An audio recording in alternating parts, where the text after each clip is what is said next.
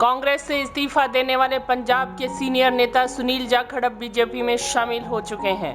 BJP के राष्ट्रीय अध्यक्ष जेपी नड्डा ने सुनील जाखड़ को पार्टी की सदस्यता दिलाई। इस दौरान नड्डा ने कहा कि जाखड़ जी का बीजेपी में स्वागत है। उन्होंने कहा कि राष्ट्रवादी ताकतों का पंजाब में मजबूत होना आज की आवश्यकता है। आदरणीय बीजेपी के अध्यक्ष नड्डा साहब, जो आपने मुझ जैसे व्यक्ति को माननीय प्रधानमंत्री नरेंद्र मोदी जी, माननीय देश के गृह मंत्री अमित शाह जी, उनके साथ उनकी सहमति से मुझ जैसे व्यक्ति को आज अपनी पार्टी में शामिल होने का ये मौका दिया। मैं आभारी हूं मंच पे जो मौजूद हमारे प्रभारी अनिल बलूनी जी हैं। मैं आभारी हूं खास तौर पे प्रवेश वर्मा जी का, जो खास तौर पे इस मौके पे यहां पहुंचे हैं। मैं आभारी हूं अरविंद खन्ना जी का। मैं आभारी हूं मनजिंदर सिंह सरसा जी का। मैं आभारी हूं परमिंदर जी का कि आप सबके सहयोग से आज इस बीजेपी के मंच पे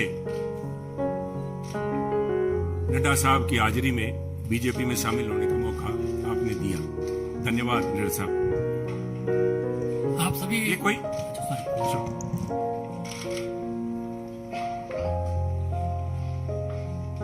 आसान काम नहीं होता। 50 साल का संबंध मेरा कांग्रेस से है। हमारी 3 पीढ़ियां कांग्रेस पार्टी में सन 1972 से लेके आज 2022 तक हमने पार्टी को अपना परिवार समझ के अच्छे बुरे समय में साथ रहे हैं। और एक चीज जो मैं समझता हूं, जिसकी वजह से, जिस आत्मीयता से और जिस खुले दिल से बीजेपी के शीर्ष नेतृत्व ने और नड्डा साहब ने आज मिलने का मौका दिया, उसका सबसे बड़ा कारण था कि सुनील जाखड़ ने राजनीति को निजी स्वार्थ के लिए इस्तेमाल नहीं किया।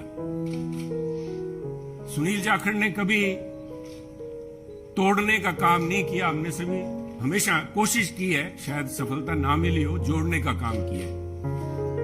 और मैं एक ऐसे सूबे से संबंध रखता हूं, एक ऐसे प्रांत से आता हूं जो गुरुओं, संतों, पीर, पैगंबरों की धरती मानी जाती है।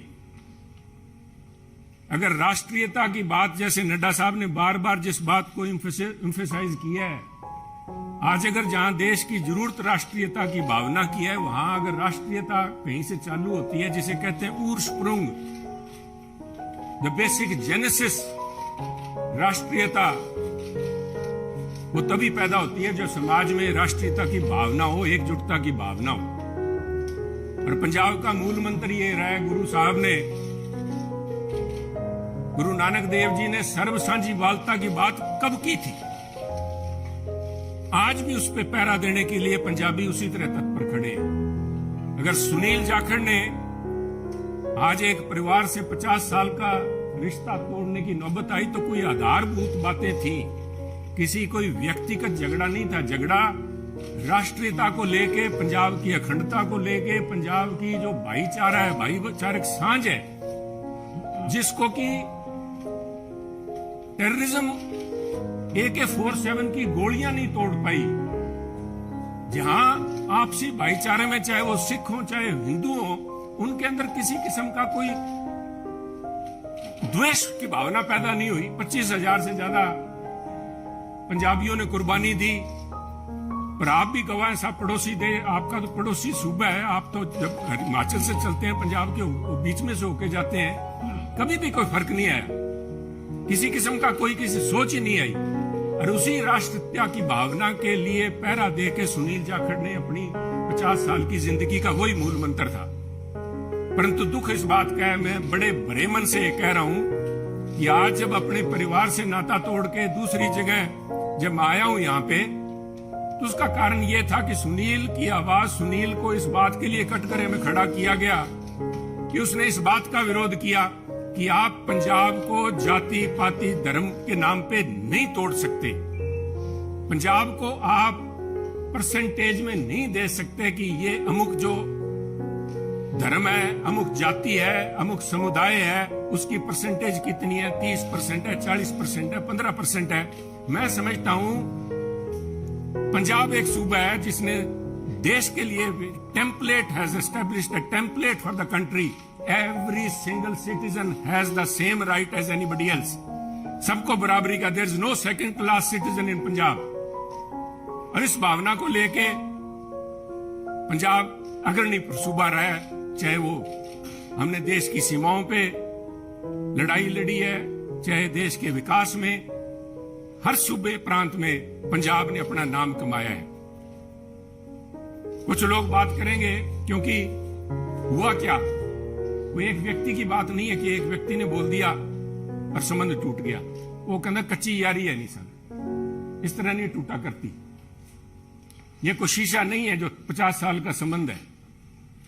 कहते हैं कोई शीशा नहीं है कि पहले हम इंसान हैं, हमने रिश्तों को निभाया है असूलों की तरह, पर जब असूल ही टूट जाएं, जब हम अपने सिद्धांत से हट जाएं, अपनी आइडियोलॉजी से हट जाएं, तो मैं समझता हूं this is a right time to have a rethink. उसको सारा सोचना पड़ता है कि हम जा किस तरफ रहे हैं, आज किस तरफ बढ़े जा रहे हैं। तो उसको लेके मैं समझता हूं कि यह निर्णय लिया गया। और क्यों निर्णय लिया गया, बीजेपी के पास, मैं क्यों बीजेपी के आपके यहां आज मंच पे बैठा हूं।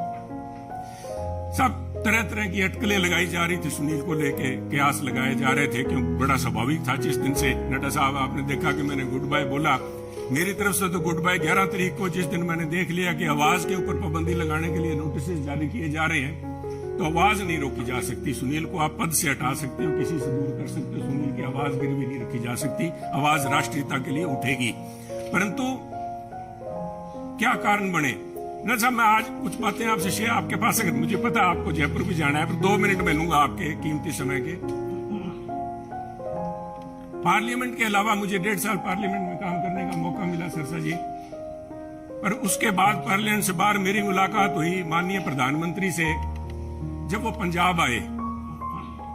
करतारपुर कॉरिडोर एक बहुत लंबे समय की मांग, बलूनी जी, जो सारे सिख समुदाय की नहीं, पूरे पंजाबियों की, जो भी व्यक्ति पंजाब से प्रवेश से जुड़ा हुआ, सबका था कि हमें करतारपुर साहब जाके हमें अपनी बात श्रद्धा नमन करने का, उसकी संभाल का, उस हमारे गुरु घर का हमें को मौका मिले।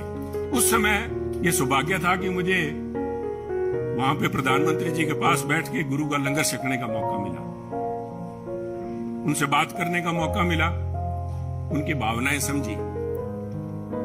वो तो एक मुलाकात थी, एक मुलाकात से 50 साल के संबंध नहीं टूटते। परंतु मेरा हमेशा ये भावना रही है कि पंजाब कुर्बानियां बहुत दी हैं, टेररिज्म के अंदर कुर्बानियां दी है, देश की रक्षा के लिए जब भी मौका पड़ा है, चाहे जब से धाड़वी पंजाब आने लगे हैं, चाहे उसके बाद पाकिस्तान हो, चाहे चाइना हो, हर पंजाबियों ने कुर्बानियां दी हैं। और उस कुर्बानियों को चलते मेरे एक मानना था हमेशा ही कि भी मौका लगा तो प्रयास करेंगे कि पंजाब को एक स्पेशल स्टेट का स्टेटस दिया जाए। नड्डा साहब, कागजों में तो अभी फॉर्मली नहीं दिया गया, कॉन्स्टिट्यूशनली तो नहीं दिया गया, बहुत सी मजबूरियां, सरकारों की वक्त की मजबूरियां होती हैं। परंतु मेरा मानना है कि व्यवहारिक तौर पे माननीय प्रधानमंत्री ने पंजाब को स्पेशल स्टेटस दे दिया। और उसका जीता जागता सबूत है जब माननीय प्रधानमंत्री ने लाल किले पे हिंद की चादर गुरु तेग बहादुर जी का 400वां प्रकाश दिवस मनाया, तो मैं समझता हूं कि उनके जो सबसे ज्यादा कट्टर विरोधी थे, उन्होंने भी अपने दिल में स्वीकार किया कि वो पंजाब की नब्ज समझ गए। पंजाब की जो भावना है कि पंजाबी मिलजुल के मानस की जात सब एक को पहचान बे, कहां कश्मीर के पंडितों को लेके चाहे आज तक संघर्ष चल रहा है, कब गुरु साहब ने यहां पे इन मुगलों के पास आके अपनी कुर्बानी दी थी। और मैं समझता हूं उस भावना को नमन है, उस भावना को जितना भी कहें, चाहे बहुत से माननीय प्रधानमंत्री ने अपने कार्यकाल के दौरान बहुत से ऐसे काम किए हैं, पर एक पंजाबी के तौर पे मैं, शायद किसी को अच्छा ना लगे, मैं समझता हूं ये जो उनका एक कदम था, ये एक इज अ लैंडमार्क। इसने अपने आप लोगों की आज भावनाएं उनके साथ जुड़ी, और मैं समझता हूं कि आज मेरा ये सौभाग्य है कि पंजाबी होने के नाते और गुरु साहब की उस धरती से आते हुए, जैसे गुरु नानक देव जी के बारे में अल्लामा इकबाल ने कहा था कि फिर उठी सदा आखिरी एक तौहीद की पंजाब से, मर्दे कामिल ने जगाया हिंद को फिर ख्वाब से। आज मैं समझता हूं फिर वही भावना पंजाब से लेके यहाँ पे उस भावना, उस अलग की, उस ज्योति की एक, उसको लेके मैं आज बीजेपी में आया हूं। और मैं समझता हूं कि आप लोगों के सहयोग, आपके मार्गदर्शन, माननीय प्रधानमंत्री अमित शाह जी के मार्गदर्शन में अगर मैं रत्ती भर भी देश में और पंजाब के लिए उस अखंडता को कायम रखने में कामयाब होता हूं तो मेरा जीवन सार्थक मैं मानूंगा। आपका बहुत बहुत धन्यवाद। जय हिंद।